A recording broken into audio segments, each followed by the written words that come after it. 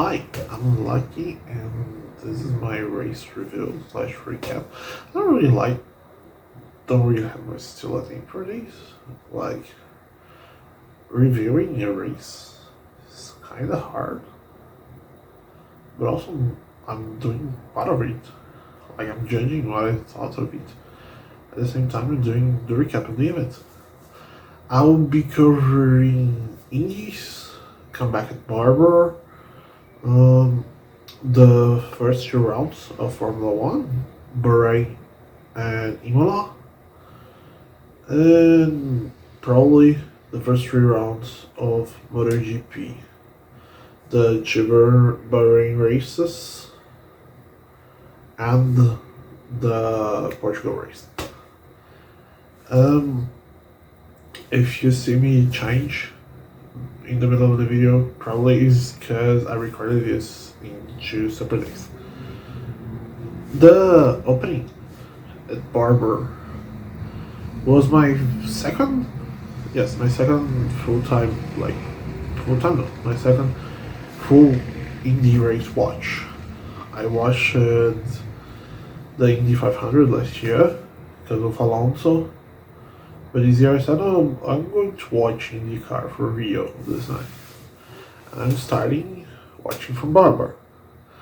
One, because during the off season, I saw Colton Herta doing some race streams, and I said, okay, I like this guy. I kind of wanna go through his career. Also, I wanted to see how Grosjean would do during this season. So it is an entertaining season. Indy is really different from someone who came from Formula One and some GT races in Japan. Because first of all, Indy is a spec series, but the most different thing for me is not even that there is a spec chassis and a spec motor. No, is that there is no power steering, so it is a really tiring stuff. Most of these guys, they're really going through the motions when they are racing. Bahrain was a nice race for my second race in the series. It was really the best because, okay, last year's Indy was nice, but it got too many cautions, and then I was like, was this nose fast for me? I really need to get the hang of ovals, because I watched Daytona 500 also this year. Okay, it had a 7-hour delay, but I really don't like ovals all that much.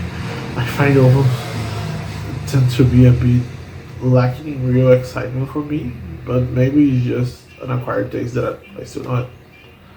Barbara is a nice looking track. It really is a nice looking track, the track surface and all. And was sad seeing Colton get out of the race right at the start because he was taken out of it, the first big crash. But I got to root for Pato during the whole race, and Pato was one of the better drivers I ever saw. During this, Alex Palou deserved his win, but it's not like Pato didn't deserve it also. It was more of a mistake in McLaren's than a real loss for him. Like, it was more a problem in the strategy McLaren used than really he being a bad driver. But Grosjean did well. He had some strategy problems too, but for his first race in the series that doesn't have power steering, and he's still having problems with his hands. So I think he did pretty well for that. Let me see. The first races of the F1 calendar were pretty hectic. Like, we didn't have all big crashes. Okay, we had one big crash in Imola, but I'm not saying a multiple car crash like we had in Indy. But they were eventful. We had we have a real competition this year. Like, we really don't know who is going to get the driver's title nor the constructor's title by the end of the year. My bet is that probably Mercedes will pull out something around the year if they really see that by half of the Canada, Bottas is not doing well in the car because he's doing worse and worse in the car. They will probably pull a plug and get rid of Bottas and put Russell. I think that would be okay. This sounds more like a fantasy scenario, like than reality, due to the fact that probably Russell wouldn't be real competition for Hamilton, but he would maybe push it more than Bottas now. So there's a chance for Hamilton to get the driver's title, but the constructor's title is at risk. I think that just will cement that this was the last year of Bottas in Mercedes, and probably his last year in F1. Because some people say, "Oh no, he can go to Alpine, he can go to here and there." Going to like Williams, doing a trade, would be way too much of a downward for him. Going through Alpine, I don't know. I think that probably Alpine would go for another French driver. If Ocon doesn't stay, probably they will go after Gasly. Because having a French driver for them is really important. Like, they have Alonso, that's the hero of the team now. But having a French driver for the French team would be really, really, really important to gather more French sponsors for them. And I really think that these two races set the driver market array for the next 2 seasons at least. Because next season also is the first season of the new rules. But talking about the races, they were fun to watch. They were long races, perhaps more the second than the first one. But they weren't snooze fest. They weren't like some races in the last year where Hamilton would go first and then we already know that he would win. And we didn't really have a fight, or we would be watching the mid pack or the back. No, this year the races are being really uneventful. McLaren really is showing here a way great improvement. And I was hearing some evaluations that maybe someone could go after Norris. And they already said that if Pato wins the race in Indy, he will get a F1 test. Pato is 21. So if he really does win a race and get his test in F1, he has a real chance of getting that seat if by some chance Norris is out of there. Because Norris is 21 too. But where would Norris go? Well, the only seats that would make sense for him to stick would be Mercedes and maybe a Red Bull seat. I don't see him going for a place like Aston Martin, because staying in McLaren or going to Aston Martin is basically the same, and I think that McLaren has bigger chances of getting a bigger win and maybe making him a world champion faster than he would get at Aston Martin, due to the fact that, well, not that I think that Aston Martin would make his car worse so that Stroll's car would be better. But at the end of the day, Stroll is the son of the owner of the team. So, yeah, I think that the only 2 seats that make sense for him is going through a Red Bull or to a Mercedes. So, Norris is showing really, really great improvement. and he's like schooling Ricardo in this car, which is strange because Ricardo is kind of a car whisperer in the sense that he sits in the car and the car is his from that point on. But he's having a tough time handling this McLaren. But okay, Perez is also having a hard time handling that Red Bull. But I think that in the time of the next GP, the GP of Portugal, the GP of Portimao, maybe we will see better performances from Ricardo and from Perez. Because this is a track that will be only racing there for the second time. And I don't know how all of them will really go in this track. But at least now we really have a competition. I'm back to talk about Moto GP, Moto 2, Moto 3. The last weekend, the races were in a different order. It was Moto 3, Moto GP, and Moto 2. I really didn't get in the coverage why they had to change the order, but it was okay. It was different seeing like the fastest category and then going back a bit, but overall the three races were good. I will go in reverse. I will go for MotoGP and then I'll talk down the other two series. Fabio won this round, but the biggest story here was the return of Marc Marquez. Marquez was away from the series for almost a year, and here he came back and but he only took a 7th place. The guy almost died.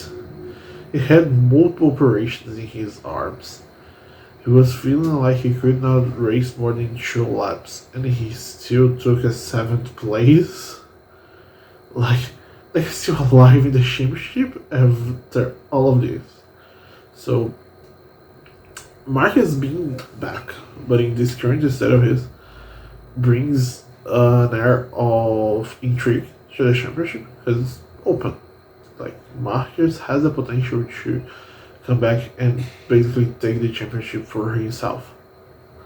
But can he, in his current state, muster that? Like, it could get worse for him. His pain could get back. So, yeah, it could all change in a few weekends. Moto 2, Sam Lowe's, the front runner of the championship, went from being the leader of the championship to be in 3rd place because he had a DNF. Why he had a DNF? Because he was took out of the race, and then his bike hit him as well. He's okay, at least that. But in the end, Rolf Fernandez took the race win and is in the 2nd place of the championship now. Sam Rose had won the last 2 races, so him being out of the race now gives again some intrigue to the championship. But I think the Moto 2 is way harder to judge what's going to happen than MotoGP.